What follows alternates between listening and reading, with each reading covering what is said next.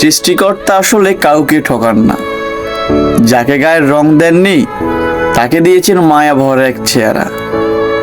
যাকে ঘন কালো চুল দেননি তাকে দিয়েছেন আয়নার মতো সুন্দর চোখ। কাউকে দিয়েছেন প্রচুর মেধ, আবার কাউকে দিয়েছেন অসাধারণ কোনো গুণ। কাউকে হয়তো অচল টাকা পয়সা দেননি, কিন্তু দিয়েছেন অগাধ ভালোবাসার এক বিশাল ক্ষমতা। কাউকে হয়তো কিছুই দেননি, তবে তাকে দিয়েছেন এক শুদ্ধ ও সুন্দর মন মানসিকতা। কাউকে দিয়েছেন পাহাড় সম অসীম ধৈর্য আর সকল পরিস্থিতি মেনে নেওয়ার এক অদ্ভুত ক্ষমতা। আবার কাউকে কিছুই না দিয়েও দিয়েছেন প্রশান্তিময় এক মানসিক শান্তি। দিন শেষে সৃষ্টিকর্তা আসলে কাউকে ঠকান না। তিনি একদিক থেকে আমাদের ঠিকই পূর্ণ করে দেন। তাই আপনি যেমনই হন না কেন, কখনো আফসোস করবেন না।